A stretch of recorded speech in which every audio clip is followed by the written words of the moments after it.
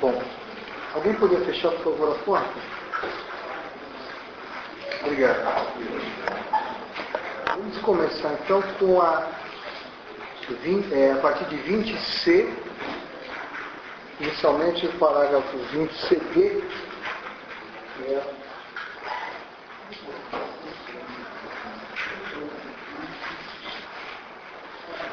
a questão que leva a narrativa do episódio oráculo, né?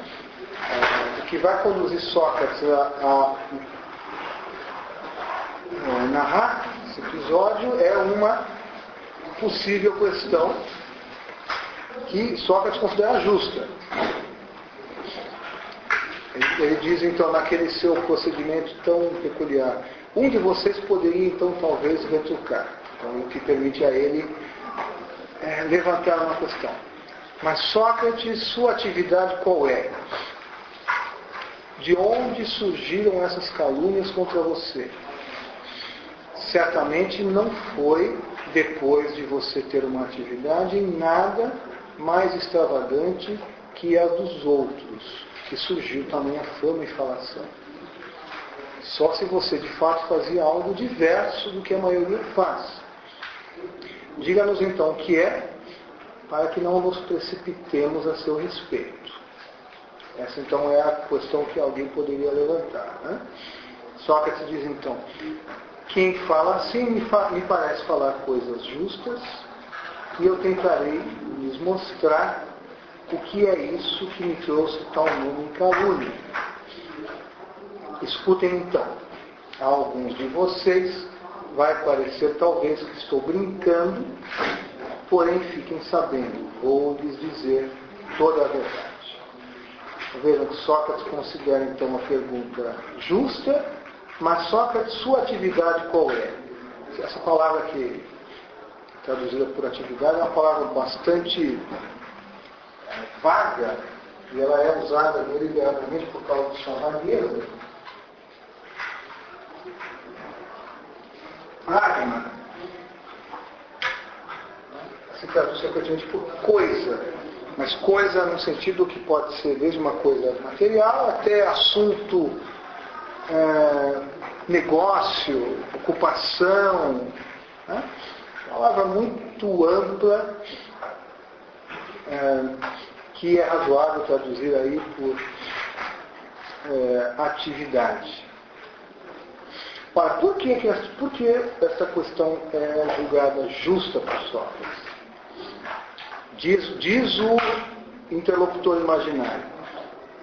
Você deve nos dizer qual é a sua atividade, para que nós possamos entender por que surgiram, segundo você, essas calúnias contra você. Veja, diga-nos então o que é a sua atividade, para que não nos precipitemos a seu respeito. Ou seja, Sócrates nos ajude a entender o que você andou fazendo, que tenha justificado que alguém tenha julgado que devia trazê-lo ao tribunal e acusá-lo. Algo que você faz deve ter motivado isso. Se você diz que isto é uma calúnia, explique-nos. Não há uma questão aí sobre a efetividade desse conhecimento que o Sócrates propaga, no sentido que ele deveria de alguma forma transformar os homens? Bom, nós vamos ainda entrar nisso. Por enquanto, nós não sabemos ainda o que é esse conhecimento. Sócrates vai dizer que tem um saber. Nós não sabemos ainda o que é, como é que ele compreende. Porque se estamos dentro do julgamento dele, quase que dissesse, né? Isso não nos transformou. Qual é o resultado dessa ação da sua vida? Né? Não há uma crítica a essa forma de conhecer pela negatividade? Eu não sei se sou capaz de responder uma pergunta como essa, pelo menos antes de entender o que é o saber de Sócrates.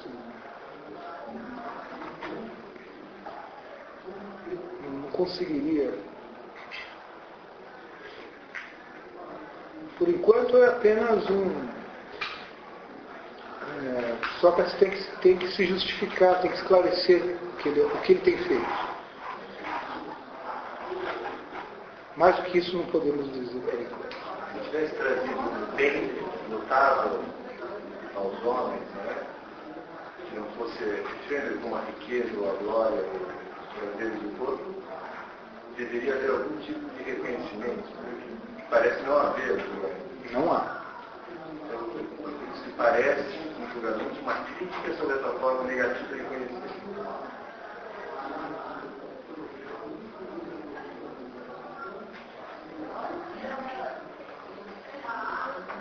Não sei. Eu não sei se eu entendi exatamente.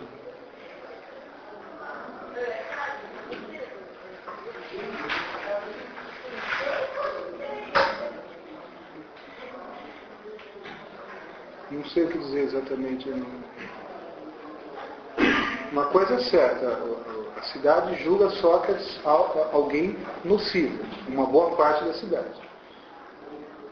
Portanto, não tem comentários favoráveis a fazer ao que Sócrates faz na cidade. Né? Corromper os jovens. A cidade entende que o que Sócrates faz é corromper os jovens. Mas é possível, né? Ele critica os valores estabelecidos.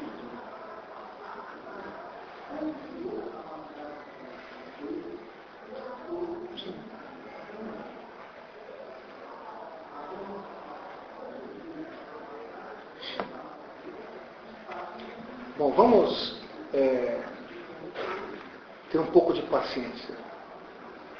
Por enquanto, nós estamos aí tentando entender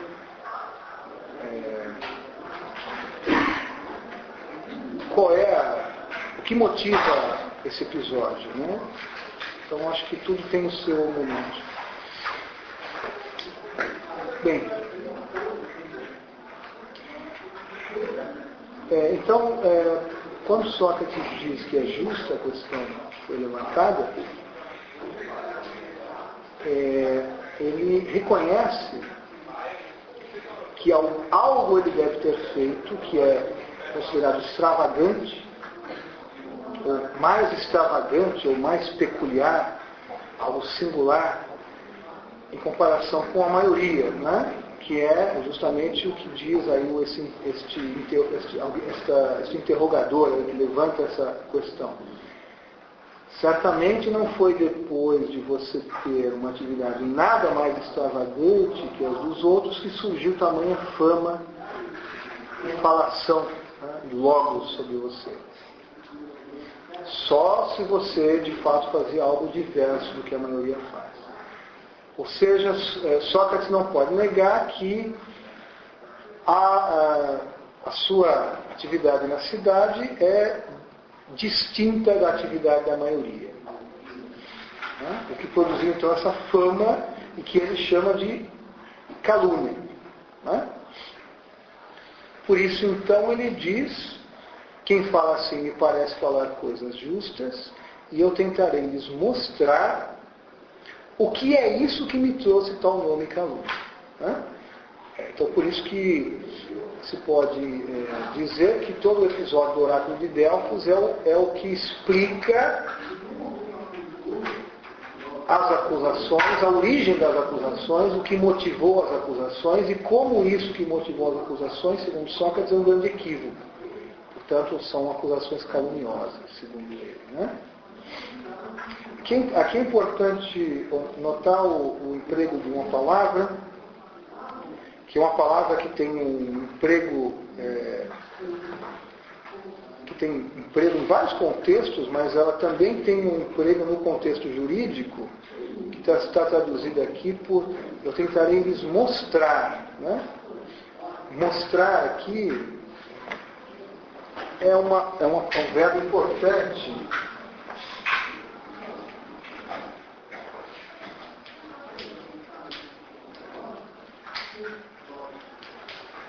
Apodeixa, o substantivo relacionando ele a podeixis, que em contextos de obras filosóficas posteriores, por exemplo em Aristóteles, vai se traduzir por demonstração. Aí pensando sempre no sentido das ciências, como as matemáticas, por exemplo. No contexto científico, a podeixis, a verba podeixai, se refere a algo cuja verdade tem um estatuto de irrefutabilidade. Não é apenas verdadeiro, é verdadeiro e demonstrado como verdadeiro. Portanto, é uma palavra que, empregada nesses contextos epistêmicos, tem um significado forte. Aqui, evidentemente, nós não estamos num contexto epistêmico, estamos num contexto jurídico, mas ainda assim, usar um verbo como esse é fazer referência a algo que tem estatuto forte. Né? Poderíamos até traduzir por vou demonstrar, mas é claro que nesse contexto demonstrar não é muito adequado. Mas é preciso entender que o verbo mostrar aí tem uma carga semântica bastante forte. Ele tem a intenção de se referir a um efeito que vai ser produzido que tornaria Sócrates irrefutável. Quando Sócrates diz, eu vou mostrar o que é isso que eu faço, usando um verbo como esse, ele dá ao seu discurso agora uma pretensão muito grande. Esse discurso é carregado de uma pretensão bastante grande, não é? De mostrar de maneira inconteste por que e como as acusações são caluniosas.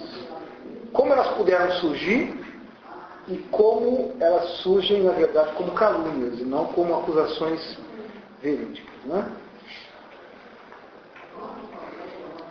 E Sócrates, quando ele encerra esse trecho, reconhecendo que a questão é pertinente, que a questão é justa, ele deve reconhecer que ele tem alguma peculiaridade que justifica, pelo menos, que ele seja acusado de algo, e diz que vai mostrar o que é que produziu tais calúnias. Ele está plenamente consciente de que o discurso que ele vai fazer é um discurso... Veja, ele diz, a alguns de vocês vai parecer talvez que esteja brincando.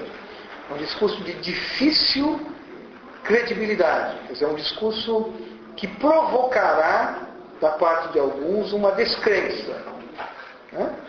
Por isso ele diz, a alguns de vocês vai parecer talvez que estou brincando, porém fiquem sabendo, vou lhes dizer toda a verdade. E um pouco mais adiante, algumas linhas depois... Em 20e, ele vai usar aquela expressão que aparece em alguns momentos, que ele usa sempre que ele está diante de uma afirmação que ele fez ou fará, que ele sabe que produz um sentimento incômodo na audiência, que é a afirmação, não façam tumulto, varões atenienses. Né? Porque são aquelas afirmações que provocam na plateia os comentários inevitáveis e é o famoso tumulto. Né? Sócrates emprega essas expressões sempre que ele vai estar diante de um momento em que ele vai fazer alguma afirmação que ele sabe que terá um impacto nos jurados e na audiência. Né? Então, o discurso que vai ser feito por ele agora, que vai mostrar o caráter calunioso das acusações, vai mostrar porque é verdadeiro. E o que torna esse discurso verdadeiro é um ponto muito importante que vai ser tratado nas linhas que seguem. Né? Então, na sequência do texto, no parágrafo seguinte, 20d, 20e,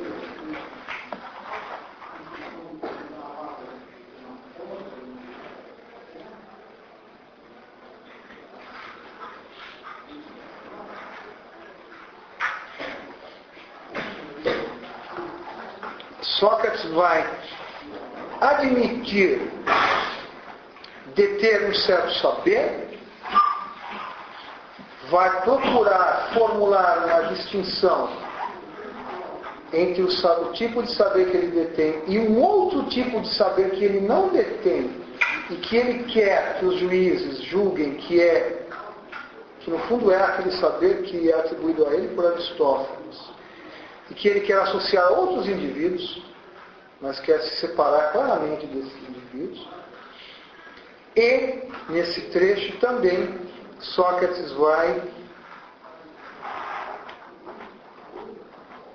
justificar por que lhe parece que ele possa afirmar que tudo que ele dirá é verdadeiro, que, portanto, o que ele dirá agora possa mostrar, naquele sentido forte, de onde se originaram as calúnias. Então ele diz: pois eu, varões atenienses, não obtive esse nome, a palavra nome tem sentido pejorativo aqui, essa é a má reputação, por nenhuma outra razão a não ser por causa de uma certa sabedoria. Então Sócrates aceita que se atribua a ele algum tipo de sabedoria. Ora, ele pergunta: que tipo de sabedoria é essa? E responde: a sabedoria que é humana, talvez. Na realidade, nessa sabedoria, corre o risco de ser sábio. Mas aqueles que eu mencionava há pouco seriam talvez sábios numa sabedoria maior que a humana, ou não sei o que dizer. Nela, porém, eu mesmo não sou instruído nessa sabedoria mais que humana, e quem diz que sim, não somente como fala para me caluniar.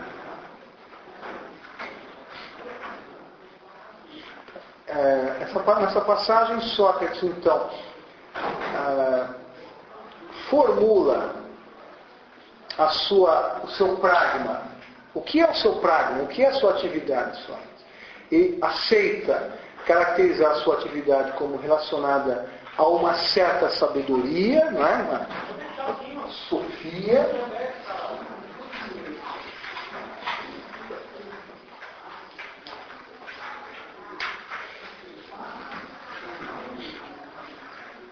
E esse tema do saber socrático, o fato de que Sócrates não pode se furtar de admitir possuir um certo saber, se impõe, porque a pergunta formulada anteriormente por aquele suposto interrogador: mas qual é a tua atividade prática?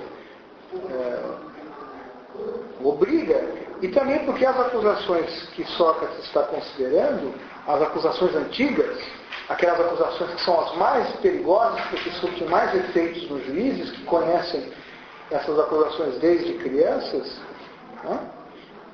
atribuíram a Sócrates algum tipo de saber.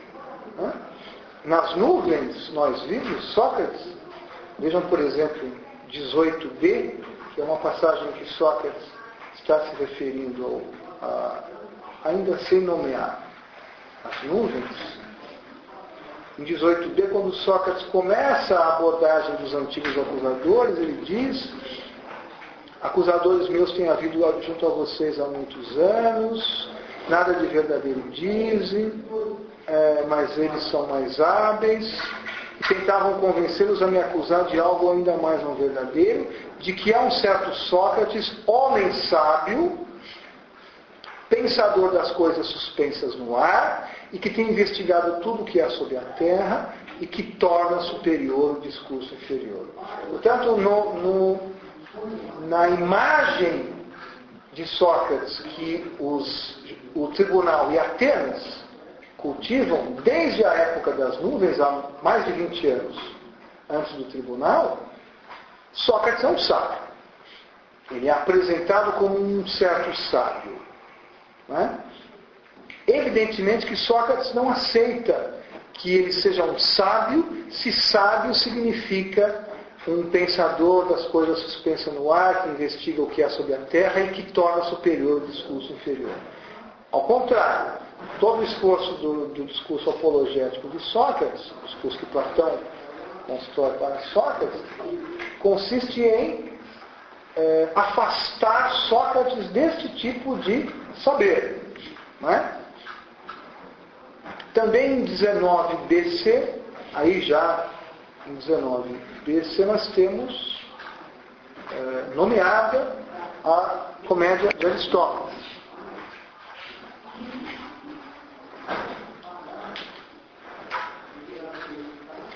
E ali Sócrates, então, vai se referir às antigas acusações. Quais são as antigas acusações? Se nós fôssemos formular as antigas acusações, seria o quê? Seria o seguinte: Sócrates age mal, faz mais do que deveria, ao investigar as coisas sobre a terra e as celestes, e ao tornar superior o discurso inferior, e ao ensinar a outros essas mesmas coisas. Alguma coisa assim. Vocês mesmos já viram isso na Comédia de Aristófanes, um Sócrates lá, balançando, afirmando andar pelos ares, dizendo muitas asneiras, sobre as quais não entendo coisa alguma, nem muito nem pouco. E não falo desse tipo de conhecimento para desmerecê-lo, uma vez que há quem seja sábio em tais coisas. Não quero de modo algum defender o Dimelito em tantas causas. Mas o fato é que nelas não tomo parte alguma valores afirmados. Então, há sábios sobre esses assuntos, mas não sou eu. Essa é a intenção de Sócrates aqui, todo o esforço de Platão. Sócrates, portanto, precisa, no discurso que vai se seguir, admitir a existência de um tipo de sabedoria que ele tem, mostrar que esse tipo de sabedoria que ele tem não é aquela que lhe é atribuída desde o tempo das nuvens de Aristófanes. Por isso, então, após a formulação da pergunta, mas o que é a tua ocupação, Sócrates? Sócrates precisa, então, reconhecer que é em virtude da sabedoria que ele possui que foi possível a produção destas calúnias a seu respeito. Ora, imediatamente após reconhecer uma certa sabedoria, ele formula uma distinção entre dois tipos de sabedoria e, evidentemente, que nessa distinção ele assume uma das formulações como sendo aquela que expressa melhor a sua sabedoria, o tipo de sabedoria que ele possui, e a outra ele atribui a alguém que ele diz no texto, aqueles que eu mencionava há pouco. Essa distinção é entre uma sabedoria humana e uma sabedoria maior que a humana. E é muito claro que para Sócrates a expressão uma sabedoria maior que a humana neste momento é uma forma irônica, sarcástica, depreciativa de se referir àqueles que, diz ele, eu mencionava há pouco. Ele diz: na realidade, na sabedoria humana, não corro o risco de ser sábio. Mas aqueles que eu mencionava há pouco seriam talvez sábios numa sabedoria maior que a humana. Nela, porém, eu mesmo não sou instruído. E quem diz que sim, não somente como fala para me caluniar. Ora, quem são esses que Sócrates mencionava há pouco? Ele está se referindo a alguns nomes mencionados por ele imediatamente antes da pergunta: Sócrates, qual é a tua atividade afinal? E isso está em 19 e 20b. 19 e 20b.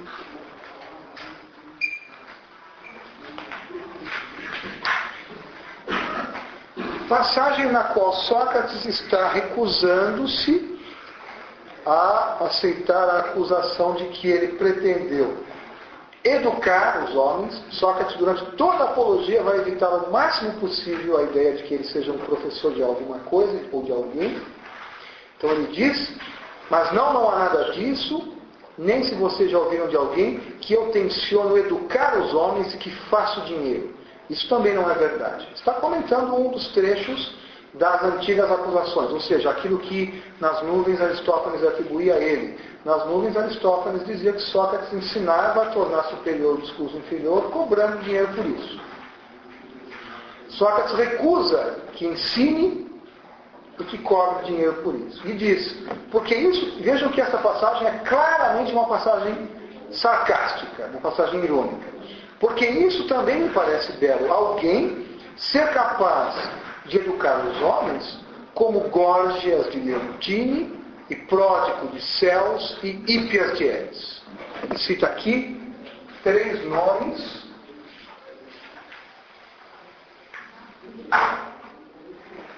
tradicionais, né? Górgias de Leontini, Pródico de Céus e Hípias de Elis. Nomes que representam aquilo que Platão vai chamar posteriormente de sofistas. E são justamente sofistas como Górgias, Pródico e Hípias que Sócrates nas nuvens representava paradigmaticamente. Nas nuvens, Aristófanes não estava simplesmente zombando de Sócrates, fazendo a crítica de Sócrates. Aristófanes estava fazendo a crítica de todo um grupo de indivíduos que, segundo ele, Aristófanes, e certamente segundo uma boa parte da cidade de Atenas, executavam atividades semelhantes. E nesse grupo, Sócrates era considerado como um membro. Olha, de fato, Górgias, Pródico, Hípias e outros ensinavam, segundo nós sabemos, a tornar superior o discurso inferior. Eram professores de retórica e que cobravam dinheiro por seu ensino. Todo o desafio de Platão é mostrar que Sócrates não é parte deste grupo.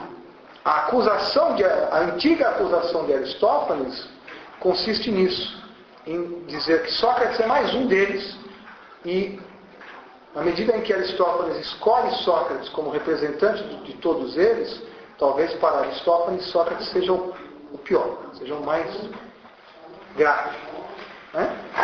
Então, quando Sócrates, naquela passagem em 20d,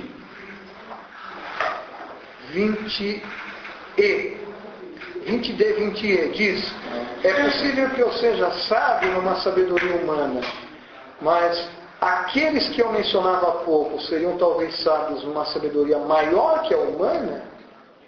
Nela, porém, eu mesmo não sou instruído, e quem diz que sou me calunia.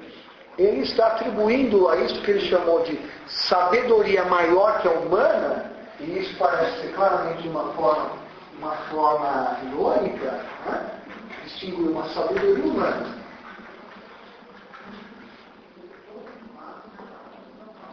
e uma sabedoria maior que a humana.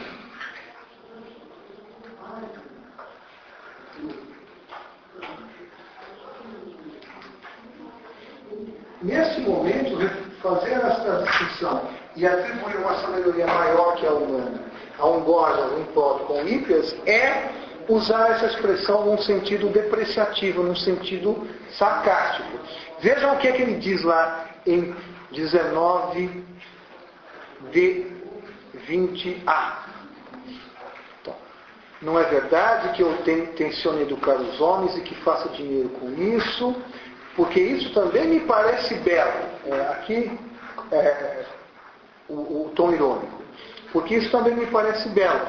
Alguém ser capaz de educar os homens como Górgias de Leontini, Pródico de Céus e Hípias de Elis, cada um deles, varões, é capaz de, indo a cada uma das cidades, convencer os jovens, aos quais é possível conviver de graça com os concidadãos seus que quiserem, a que deixem aquele convívio e com eles convivam, dando-lhes dinheiro e, além de tudo, devendo-lhes gratidão. Os sofistas são aqueles que convencem os jovens a deixar de lado os seus concidadãos com os quais podem conviver de graça e a se persuadirem de que devem conviver com os sofistas, pagar aos sofistas por isso e ser gratos por isso.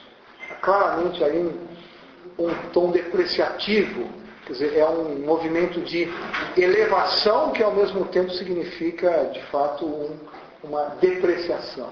Né? E na sequência da passagem, Sócrates introduz mais um nome, o nome de Eveno de Paros, que, segundo Sócrates, Cálias, que é um dos homens mais ricos, talvez o mais rico cidadão ateniense, que era grande patrocinador dos sofistas, hospedava os sofistas quando eles iam a Atenas. Sócrates retrata brevemente um diálogo entre ele e Cálias, no qual Cálias está prestes a contratar Eveno para educar seus filhos, julgando que então há uma virtude humana e política que pode ser ensinada e que Eveno, então, pela quantia de 5 minas, vai ensinar os filhos de Cálias a virtude política. Então, é a esses que Sócrates se refere quando diz em 20 DE, talvez eu seja sábio numa sabedoria humana, e aqueles que eu mencionava há pouco, portanto, seriam talvez sábios numa sabedoria maior que a humana, na qual eu não sou instruído. Então, reparem que nesse momento, distinguir uma sabedoria humana de uma sabedoria maior que a humana, neste contexto introdutório, é usar a expressão sabedoria maior que a humana em tom depreciativo. O episódio do oráculo de Delfos vai permitir a Sócrates mostrar que há de fato uma sabedoria maior que a humana, que é a sabedoria do deus Apolo, e que a sabedoria socrática é sim uma sabedoria apenas humana, que portanto deve estar submetida à sabedoria maior que a humana. Isso certamente não é uma coincidência no texto de Platão, essa construção, introduzindo o episódio, usando uma expressão como essa, num sentido pejorativo, para depois recuperar essa expressão e dar a ela um sentido positivo forte. Isso é um movimento do texto deliberado da parte de Platão. A ideia de uma sabedoria maior que a humana nos remeteria tranquilamente à ideia de uma sabedoria divina, já que o maior que o humano é o divino. E isso é o que o episódio do oráculo vai mostrar. Mas aqui a expressão é ainda empregada com um tom até paródico.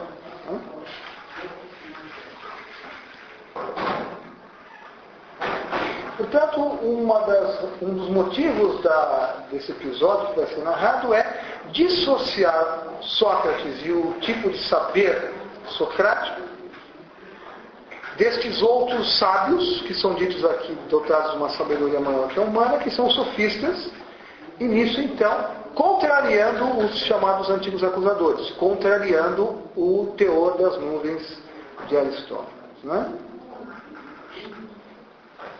Então vejam, o que está em jogo no episódio do oráculo de Delfos é o esclarecimento do que vem a ser o socratismo, e o esclarecimento do que vem a ser o socratismo é, ao mesmo tempo, digamos, a higienização da figura socrática, limpando-a destas calúnias provocadas pelo retrato que remonta às nuvens de Aristóteles. E a segunda parte deste trecho é extremamente importante, e eu preciso tomar aqui com muita cautela, com muito vagar, é quando Sócrates, então, estabelece o estatuto fidedigno do relato que ele vai fazer. Ele dizia agora há pouco que tudo que ele dirá é a verdade, sabendo que, à primeira vista, muitos poderão julgar que ele está brincando. E agora se entende por que é que muitos poderiam julgar que ele está brincando. Ele diz, então: não façam tumulto, varões atenienses, nem se parecer que lhes falo de um modo excessivo, pois não será meu discurso o que quer que eu venha a dizer. Vou antes o atribuir a um falante que, para vocês, é digno de fé, pois como testemunha da minha sabedoria, se é de fato uma, e qual é, vou apresentar o Deus de Delfos. Então, o fundamento do relato que Sócrates fala no tribunal é uma certa testemunha que Sócrates está convocando. Sócrates usa aqui o termo técnico do processo jurídico, testemunha.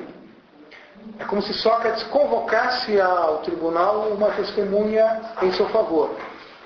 E essa testemunha testemunhará com o relato que será feito.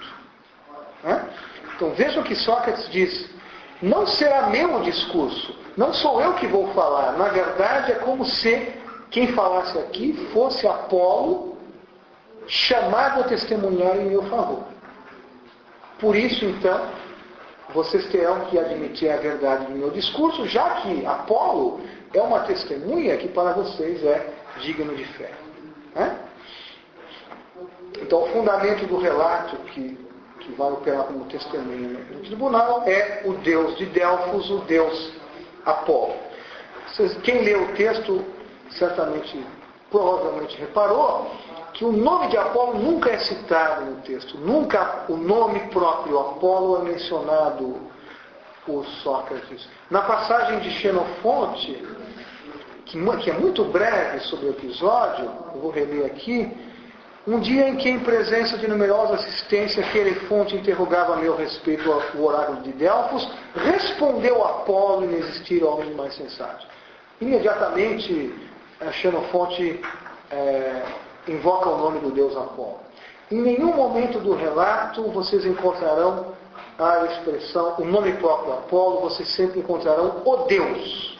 Na primeira aparição, aqui para a identificação do Deus, temos a expressão o Deus de Delfos, ou literalmente o Deus em Delfos, o Deus que está em Delfos, o que permite à audiência e aos juízes identificarem o Deus Apolo. Mas o tempo todo o relato de Sócrates dirá o Deus. O Deus. Expressão clássica da língua grega para se referir às divindades. O Deus. E com a expressão o Deus subentende-se o Deus em Delfos. Não é?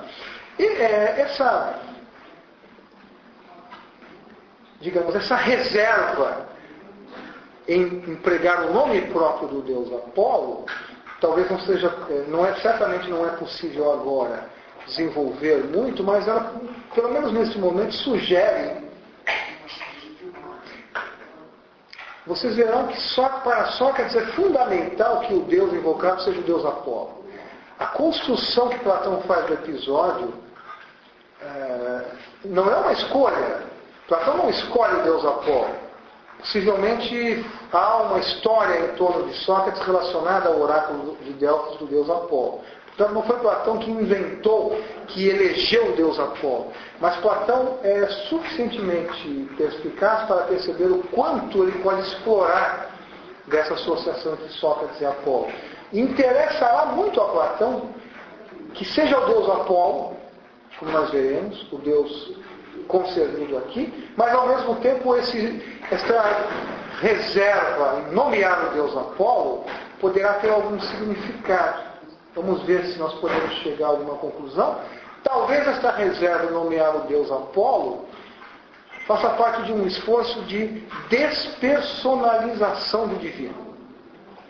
Sabemos que se trata de Apolo, mas nomear Apolo não é necessário e talvez esta recusa de nomeá-lo seja uma tentativa de sugerir ao leitor do texto que, de fato, o divino, o Deus, dito desta maneira impessoal, é suficiente para a compreensão de todo o episódio. Né? Eu diria que da parte de Platão, há um jogo de, em alguns momentos, enfatizar que se trata do Deus Apolo, e não, por exemplo, de Zeus, que é o mais poderoso dos deuses olímpicos. Apolo é um dos filhos de Zeus. Então, em alguns momentos é importante que se trate do Deus Apolo, mas a experiência que Sócrates vive com relação ao Deus Apolo, talvez mostre que a experiência que Sócrates vive é relativa ao divino, e não ao Deus Apolo, propriamente. O que significaria então, vamos ver se isso é possível de ser estabelecido, que nesse episódio Sócrates e Platão estão também propondo uma nova concepção de divindade, na qual a personificação do Deus é menos relevante do que na tradição. Já que na tradição da mitologia da religião grega, essa personalização dos deuses é algo dado e nunca questionado.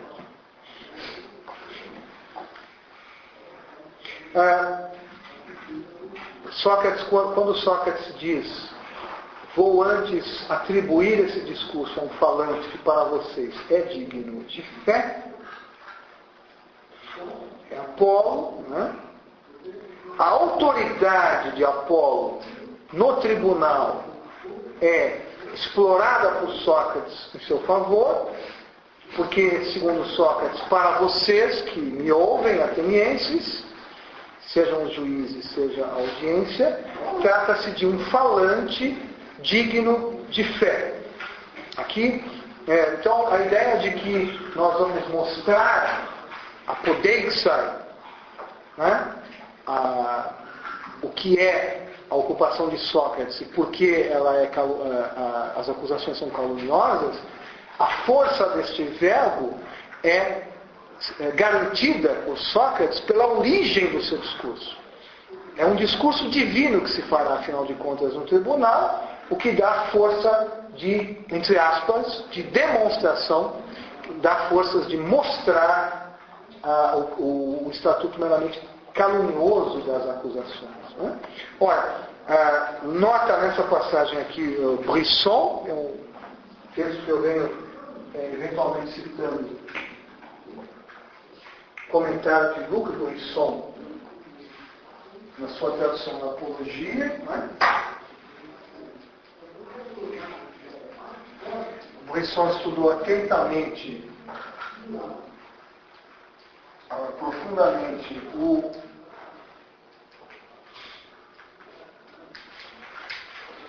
Flammarion,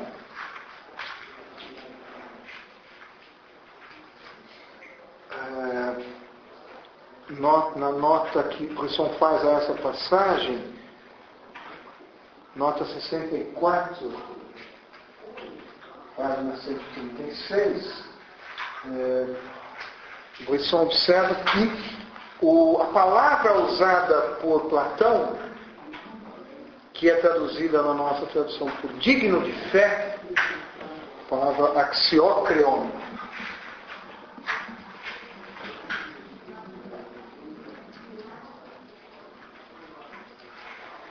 é o termo técnico do tribunal. Uma palavra que tem significado técnico nos discursos feitos no tribunal. Né? Ele observa nessa nota, então, que esse é um termo técnico que serve para qualificar um testemunho como digno de fé,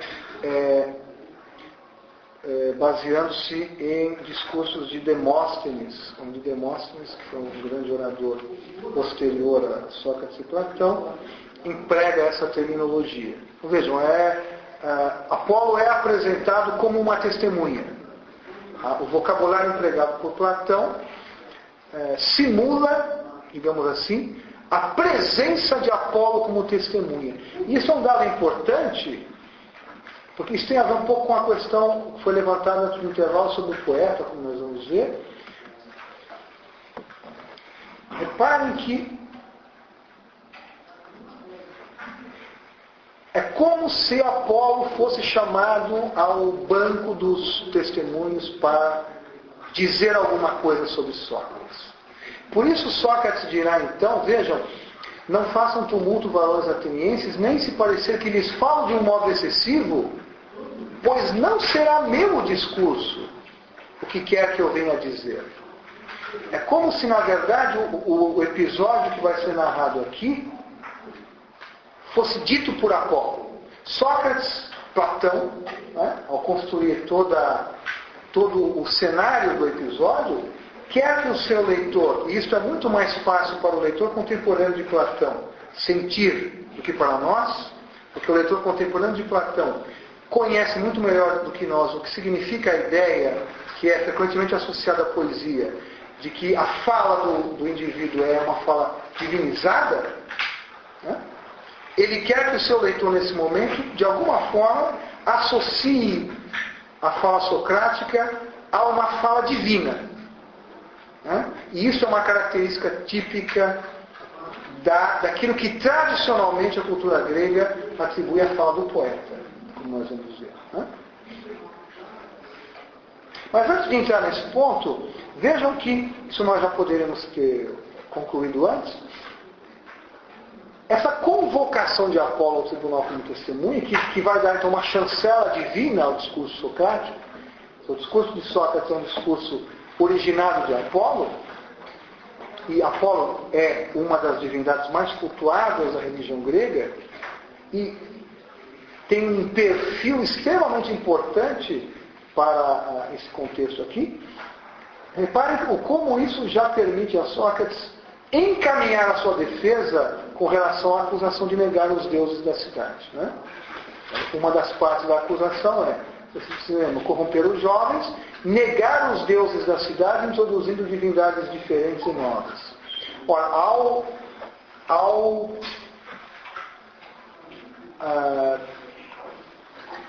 atribuir o seu discurso a Apolo, ao chamar em seu favor o testemunho de Apolo, Sócrates está, na verdade, já encaminhando, isso nós veremos como estudar na conclusão, encaminhando também uma resposta indireta à acusação de impiedade, ou seja, a acusação de negar os deuses da cidade, né? Então, quando Sócrates dirá durante várias passagens que eu li no início da aula de hoje, o que eu faço é obediência ao Deus, eu estou apenas seguindo o que o Deus me prescreve, eu sou uma dádiva do Deus.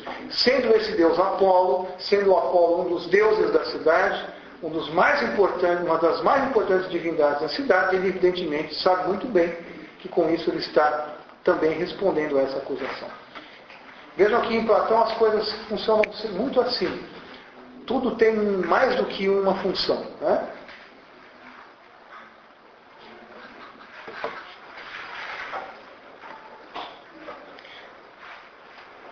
Bom, além de a evocação do Deus Apolo como testemunha, conferir então uma chancela divina ao discurso e ajudar a encaminhar a acusa da acusação de negar os deuses da cidade, Platão vai explorar de maneira bastante profunda o perfil apolíneo, digamos, o que na tábua religiosa das divindades da cidade de Atenas, do mundo grego de uma forma geral, Apolo representa. E o que Apolo representa na economia da religião grega como um todo, qual é o perfil do deus Apolo? As divindades da mitologia grega têm determinadas tarefas, determinados perfis que fazem com que os homens as associem a diferentes atividades, né? Isso é interessante, porque há basicamente uma dupla face na figura de Apolo. Pelo menos na figura de Apolo, tal como ela está sedimentada no século V, na época de Sócrates e de Platão.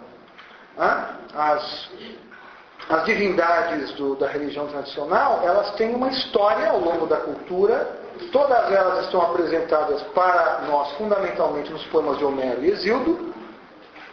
Se vocês lerem Homero e Hesíodo, vocês perceberão que determinadas divindades têm determinados perfis.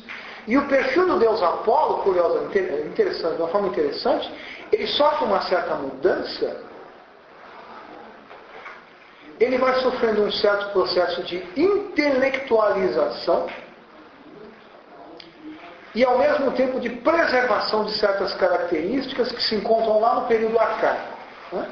Uma ideia disso eu gostaria de dar citando há muitos textos que vocês poderiam ler a respeito da mitologia grega sobre isso. Vou citar aqui brevemente um deles que tem tradução portuguesa, que é um texto útil pelo seu caráter, ao mesmo tempo cuidadoso, no qual o autor estudou os documentos de maneira muito aprofundada, mas os apresenta de uma forma bastante compreensível, né?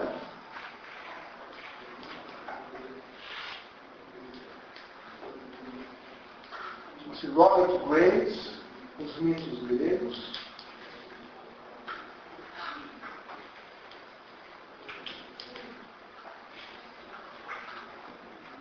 Há uma tradução portuguesa.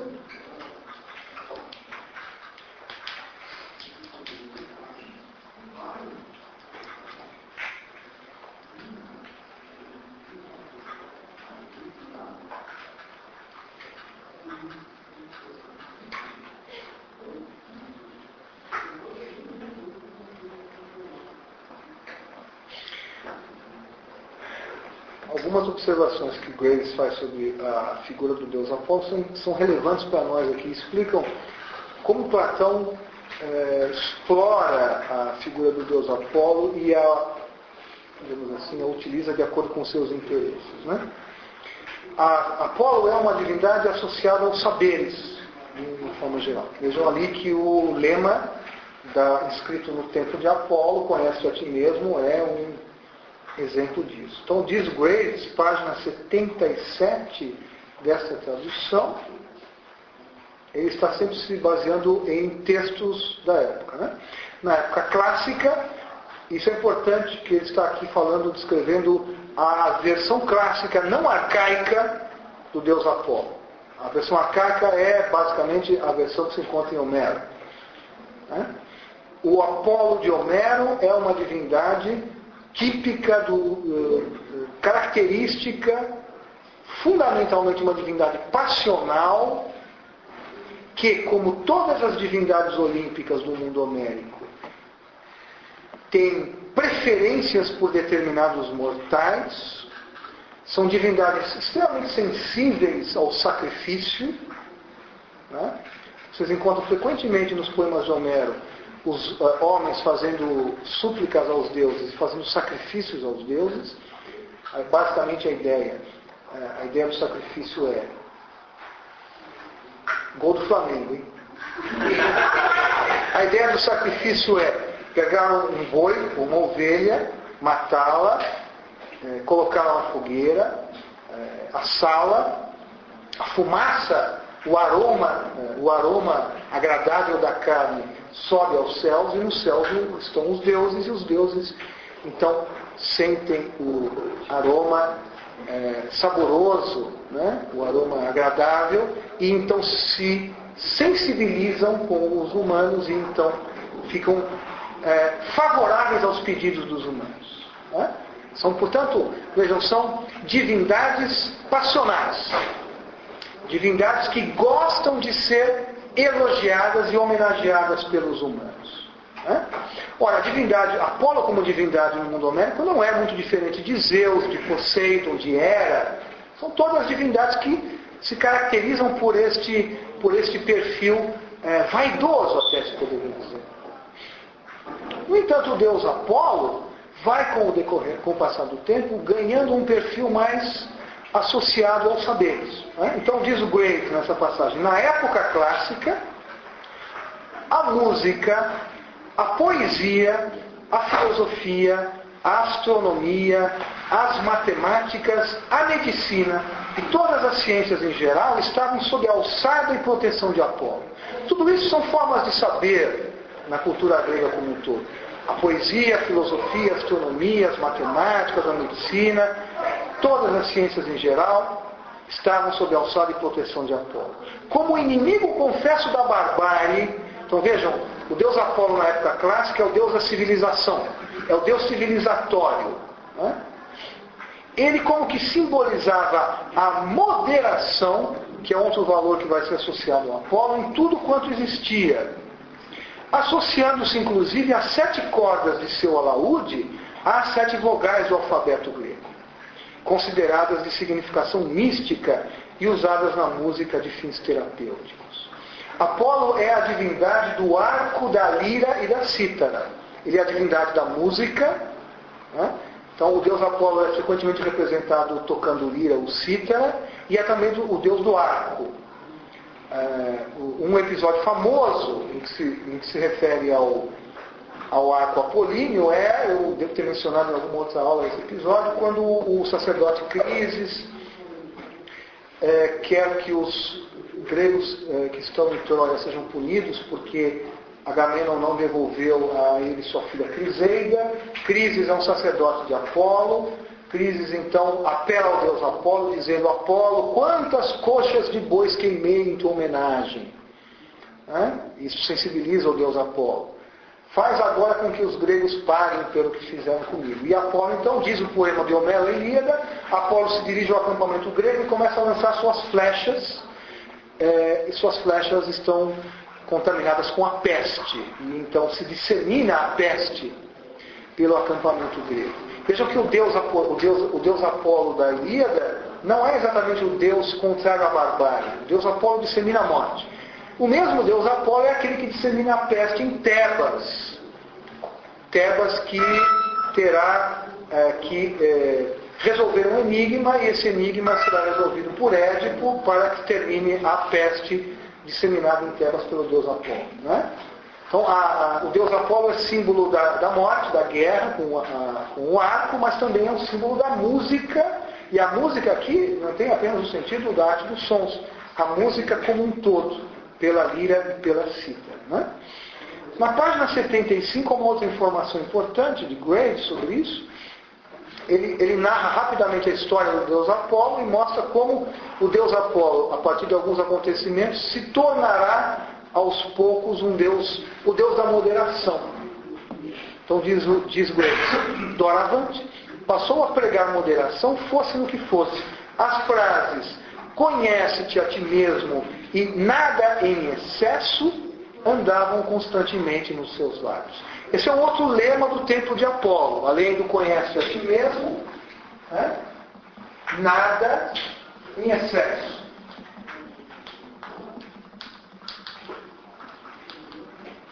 Que torna Apolo também o deus da temperança, o deus da moderação, que é outra característica associada frequentemente ao socratismo. Xenofonte não tem nenhum pudor em dizer que Sócrates é o mais comedido de todos os homens. Né? Portanto, o deus Apolo da época clássica é um prato cheio para Platão, porque é o deus da sabedoria e da temperança, da moderação. Né? Então, associar o discurso que vai ser feito agora ao deus Apolo certamente tem a ver com o fato de que todo o episódio é gerado porque houve uma consulta a Apolo no oráculo de Delfos, mas Platão sabe muito bem, o leitor de Platão, contemporâneo de Platão, tem todas essas informações sob seu domínio. Quer dizer, ele vive numa cultura na qual falar do deus Apolo é evocar saber e moderação. Né? Tudo isso faz parte desta construção. Ora, mas há um outro ponto ainda, há um outro ponto relevante na figura de Apolo. Graves vai lembrando o seguinte: Apolo trouxe as musas, a palavra fundamental nesse contexto. Trouxe as musas de sua morada no Monte Helicon para Delfos. Isto não é pouca coisa, como nós veremos. Apolo retirou as musas do Monte Helicon, que é a morada originária das musas, e as levou para a sua habitação em Delfos. Atenuou-lhes um pouco o seu excessivo frenesi, afinal, Apolo é o deus da moderação, e levou-as a executarem rítmicas e decorosas danças. Apolo é considerado então uma divindade associada também às musas, e essa associação de Apolo às musas consistiria numa moderação do canto das musas. Ora, essa associação de Apolo com as musas é extremamente importante. Por quê? As musas são divindades filhas de Zeus e de uma deusa chamada Memória.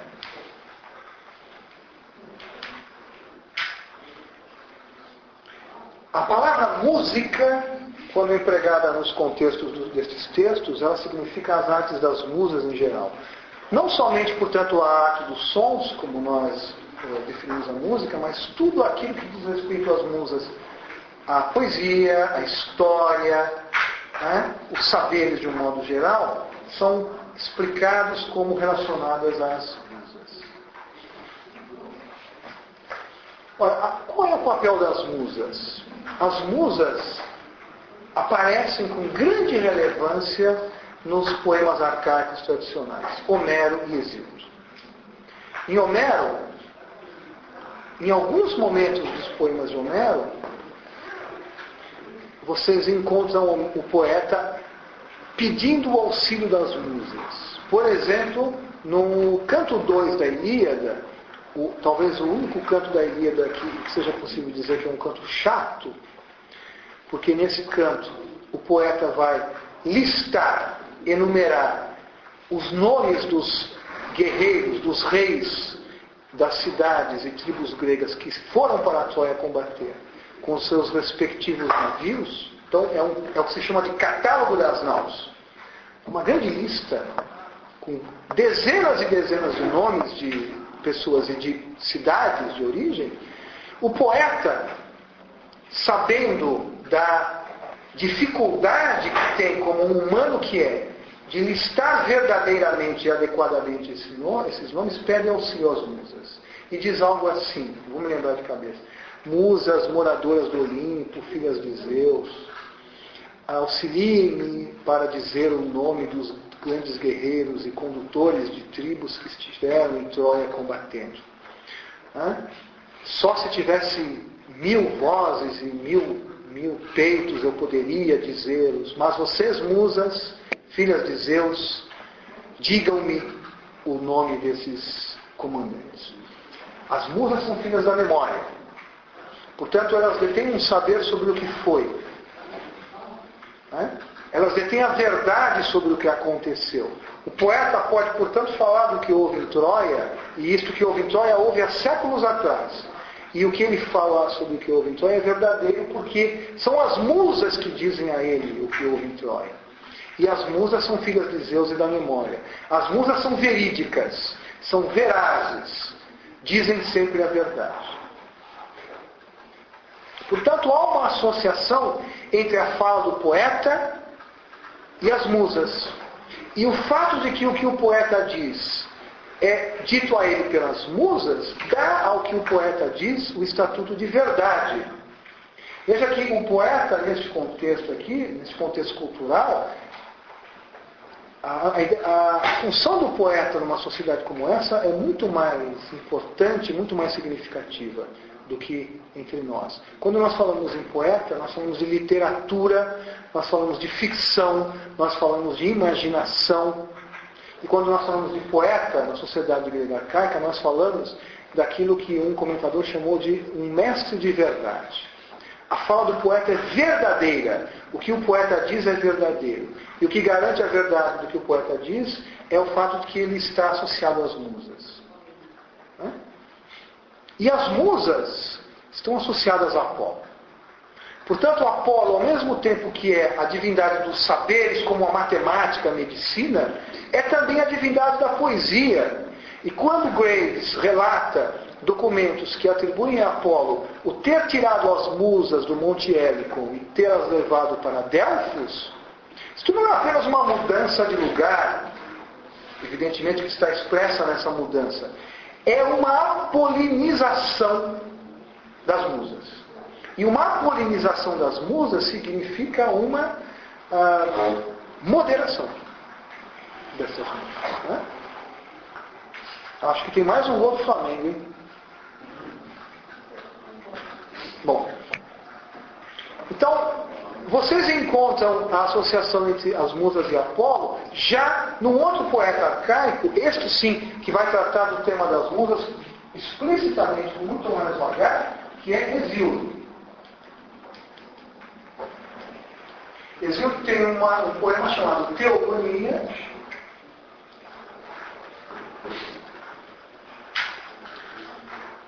que pretende descrever, narrar a geração dos deuses. Os deuses gregos são muito peculiares, de fato. Eles são imortais, mas eles nasceram em algum momento.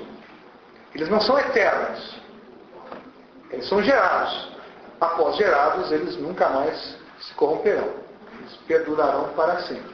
Mas eles têm geração. E o poema de Hesíodo narra as várias gerações das divindades. Então, vocês vão lá ler o poema de Hesíodo, vocês vão ver que as primeiras divindades são céu, terra, Urano, Gaia, etc., que depois de algumas gerações vão levar aos deuses olímpicos. Zeus, por exemplo, é filho de Cronos e neto de Urano. Né? Conta-se toda a história da geração de Zeus e como Zeus deterá o poder dos deuses olímpicos. Ora, nessa narrativa das gerações dos deuses, Hesíodo pretende estar dizendo a mais absoluta verdade sobre isso. Ele julga que esta narrativa, que faz uma espécie de certidão de nascimento das várias gerações divinas, é verdadeira. Não é algo inventado, criado por ele. A ideia de que a poesia cria é uma ideia absolutamente romântica. Ela não faz sentido na antiguidade. O poeta não cria coisa nenhuma. O poeta é, para usar o termo que Hesíodo emprega, é inspirado pelas musas. E o que ele diz é a fala das próprias musas. E já Hesíodo, como nós veremos, escreve um proêmio, né? Os primeiros 113 versos, 112 versos da Teogonia, são um proêmio, onde ele não está narrando a geração de nenhum deus ainda, mas está estabelecendo o caráter veraz da narrativa da geração dos deuses. Ou seja, ele canta as musas, porque as musas são quem lhe dará a verdade sobre a geração dos deuses. E ao cantar as musas, Hesíodo observa nos versos 94 e 97 essa associação com o deus Apolo.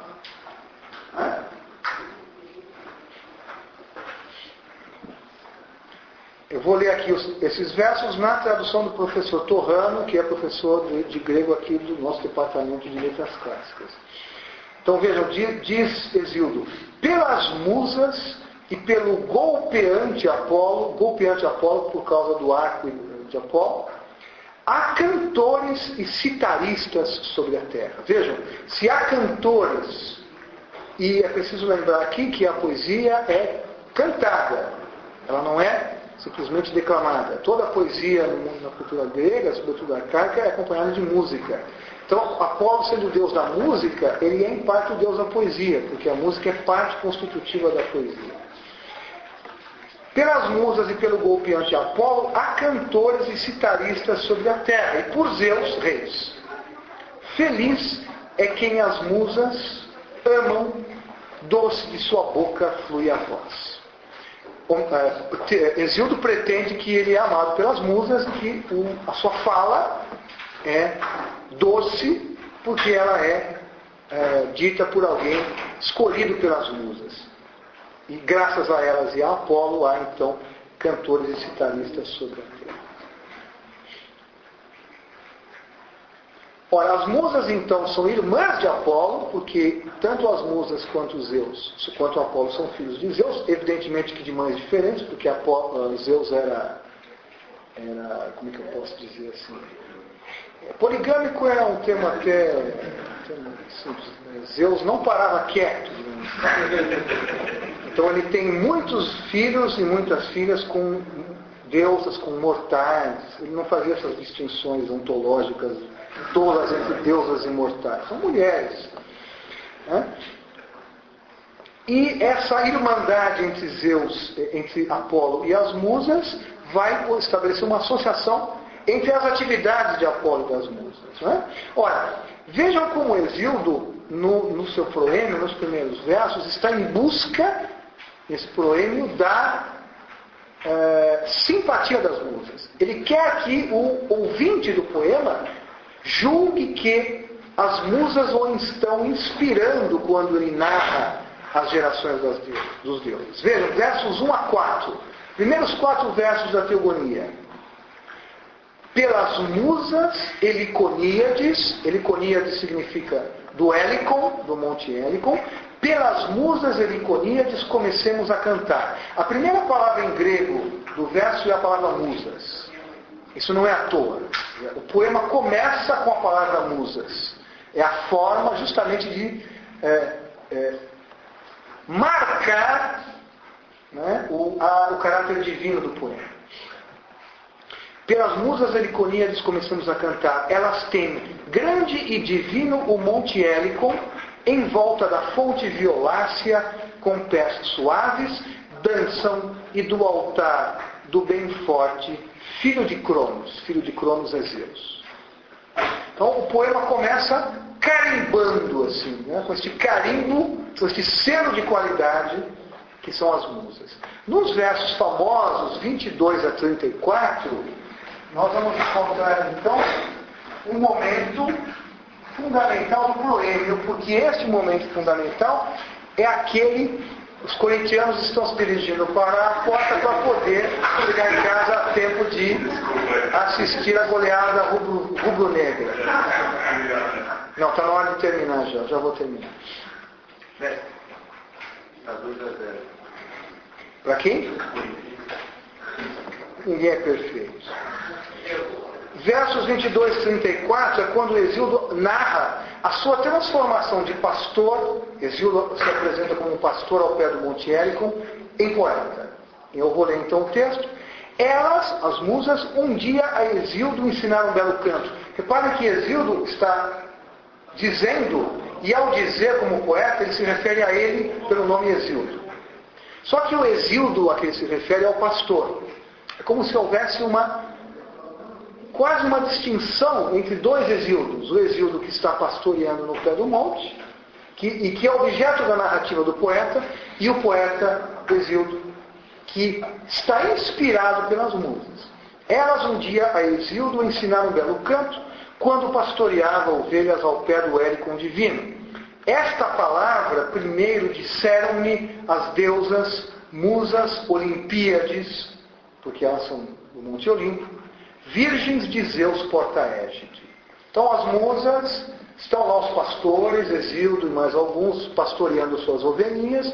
As musas descem do Monte Olimpo, do Monte Helicon, vão até a base do monte e se dirigem aos pastores e dizem o seguinte: pastores agrestes, vis infâmias, que é a forma que o divino tem de caracterizar a insignificância humana. Vis infâmias e ventres só.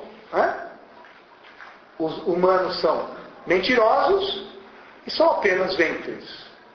São seres submetidos à alimentação e à digestão. O que é uma forma de fazer alusão ao seu caráter efêmero, mortal, corruptível.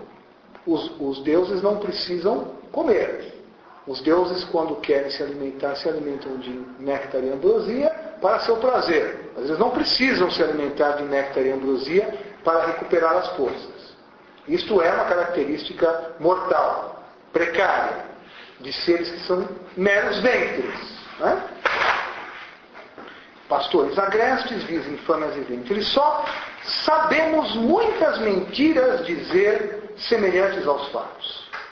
As musas dizem aos homens: nós sabemos dizer mentiras que parecem-se com a realidade. E sabemos, se queremos, dar a ouvir revelações, dar a ouvir verdades. As musas dizem então aos mortais: nós, como deusas, se quisermos mentir a vocês, mentimos. Se quisermos dizer a verdade a vocês, dizemos.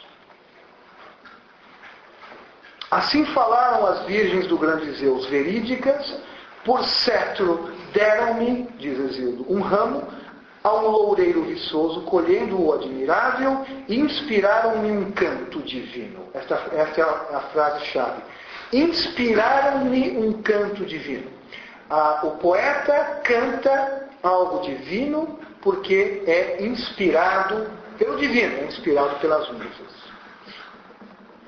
Para que eu glorie, para que eu glorifique o futuro e o passado, impeliram-me a hinear, a cantar hinos, Inear, o ser dos venturosos sempre vivos, dos deuses. E a elas, as musas, primeiro e por último sempre cantar. Então, todo o poema Teogonia é iniciado e encerrado com o louvor às musas, porque as musas garantem a veracidade de todo o poema. E por que é que elas garantem? Porque elas inspiram Homero com o seu canto. A verdade do poema e da fala do poeta é, portanto, garantida por sua origem divina. Essa origem divina é de responsabilidade das musas e, podemos acrescentar, de Apolo. Apolo tem parte neste fato. Toda a poesia é cantada e Apolo é o deus dos saberes e é o deus da poesia e da música, também da lira e da cítara. Portanto, quando Platão começa o relato dizendo, hoje eu não vou fazer isso, mas na semana que vem eu vou retomar o texto, Sócrates diz: não será meu o discurso, mas será de alguém cujo testemunho é digno de fé. Esta frase, não será meu discurso, aproxima muito Sócrates do que acontece com o poeta como Hesíodo. Porque o poema de Hesíodo não é de Hesíodo. O poema de Hesíodo é das musas. Toda a poesia é das musas. Hesíodo e os poetas eles se veem apenas como meios que os deuses utilizam para se dirigir aos mortais. Eu acho que Platão sabe muito bem que quando ele põe na boca de Sócrates essa ideia. Não será meu discurso que farei aqui, mas na verdade eu estou trazendo em meu testemunho em meu favor Apolo. O seu leitor contemporâneo, que é versado na cultura, é versado nesta história de Apolo da poesia, sente-se como que levado a ver em Sócrates um análogo do poeta arcaico. A verdade da fala socrática é análoga, neste momento, à verdade que o poeta reivindica pela sua fala. Claro que há problemas com relação a isso. O colega, antes do intervalo, levantou a passagem aí, que é problemática. Mas talvez nós tenhamos uma explicação para isso. Na próxima semana eu vou retomar, então, a partir desse trecho. A evocação de Apolo permite afastar a acusação de impiedade, porque toda a filosofia socrática é uma filosofia submissa a Apolo. A evocação de Apolo dá verdade ao discurso socrático, a evocação de Apolo coloca o leitor num ambiente que aproxima Sócrates, a verdade do discurso socrático da verdade do poeta. E semana que vem, então, eu vou retomar a partir daí, porque nós temos que ver em que medida isso tem que ser tomado com cautela.